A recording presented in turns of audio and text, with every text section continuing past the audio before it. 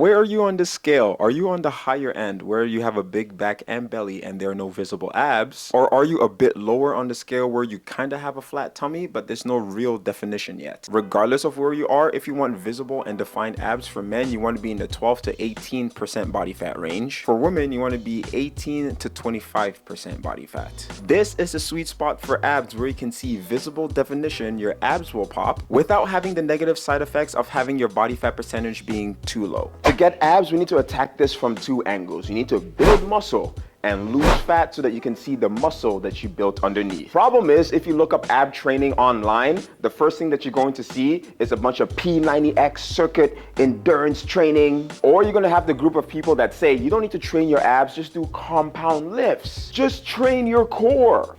Compound lifts are fantastic if you wanna build your core and build stability, but if you want your abs to pop, you need direct ab training and you need progressive overload. The good thing is that it only takes 2 to 3 exercises. You want exercises that bring your shoulders closer to your hips and your hips closer to your shoulders. You need to treat your abs like any other muscle group because that's exactly what they are. Like, imagine saying, don't isolate your shoulders, don't do side raises, just do bench presses. It doesn't make no sense. The first exercise is a cable crunch. This works on the top sections of your abs. You're gonna grab a rope attachment, you're gonna get down to your knees. You wanna make sure that you stay in full control. Keep your arms locked in place by the sides. Your hand should be on top of your head. You're gonna focus on driving down with the elbow, trying to get your chest all the way down to your hips. You gotta make sure that you squeeze your butt and you don't wanna be out of control with this one. Don't just swing your arms all over the place. Make sure you maintain tension in the upper sections of your abs for every single rep. An alternative is a weighted crunch where you're lying down on your back. You just gotta make sure that you tuck that chin in, and the main focus here is lifting your chest as high as you can off the floor. And you just gotta make sure that you're not just cranking your neck. Same thing as the cable crunch. You wanna make sure that you're feeling the tension in the top sections of your abs. Now that covers the top sections of your abs, but you don't wanna leave out the bottom section. And the best ab exercise for that is hanging knee raises. But you have to do them right. You want to make sure that you're not just swinging all over the place, driving your knees up to your shoulders, because at that point, you're only going to be working your hip flexors. Yo, bro, do them right.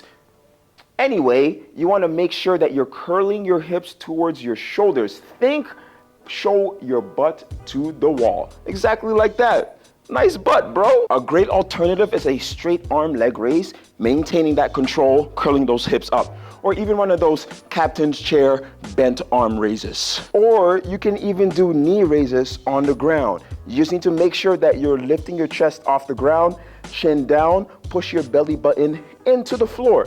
That way you don't feel it in your lower back and all in your belly. From here, you just gotta pick any variation that you're comfortable with and progress it. 3 to 4 sets, 10 to 15 reps, 2 to 3 times a week is all you need. If you're just starting out and it's challenging for you, pick the easiest variation, start at 10 reps, and then every week or every 2 weeks, add a rep until you can get anywhere from 15 to 20 reps. And the most important thing, you need to make sure that you are training till failure. And by failure, what I mean is that by the next day, it should hurt to laugh, cough, or sneeze. Cardio is not only great for your heart, but it's also great to burn extra calories. But which one's better, high intensity or low intensity? You can do high intensity cardio, go for a run, go for a sprint, but the thing is, the recovery is going to be longer, and you need to make sure that you're able to manage the hunger cravings after. Low intensity cardio, as the name suggests, it's less intense. You're going to be able to do it pretty much every day because there's basically no recovery. Low intensity cardio is better in this sense because it's low recovery, meaning you're pretty much going to be able to do it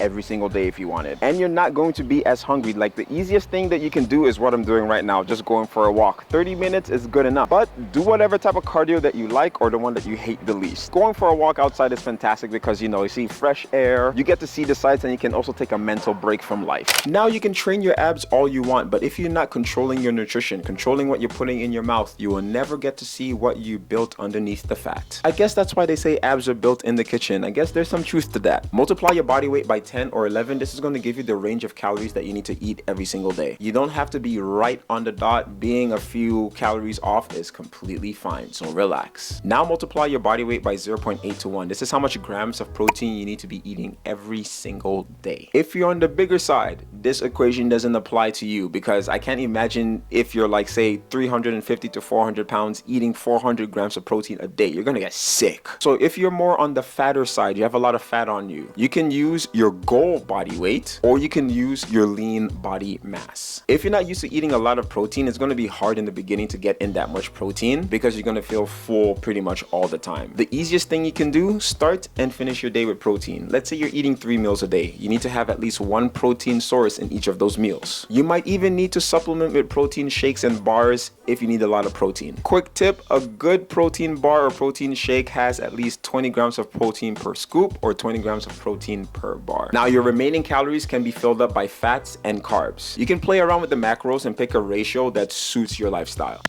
So in your journey, you want to make sure that you're not making these mistakes. Mistake number 1 is cutting too much, too quick, too fast. You want to be in a moderate deficit where you're losing fat, but you're not sacrificing muscle or strength loss. Usually this is around 500 calories. Will fat loss be slower with a 500 calorie deficit versus, let's say, like a 1,000 calorie deficit? Yes, but you're going to make sure that you're going to be losing mostly fat and keeping most of your muscle. Aim to lose 0.5 to 2 pounds per week. Obviously, if you're on the bigger side, you're going to be losing more. If you're on the smaller side, you're going to be losing less. Don't focus on the scale because it lies a lot. There's going to be times when you're losing fat, but the number on the scale is not going to move. Do not be disappointed. What you need to do is make sure that you're taking progress pictures at least every month. And you also want to take body measurements, your chest, your thighs, your waist, your hips. Also take note of how different your clothes start to feel as well. That way, whether the scale moves or not, you'll be able to stay motivated. And that's pretty much how you can get a nice set of abs. The most important principle to remember out of all this: consistency. You have to keep pushing and keep going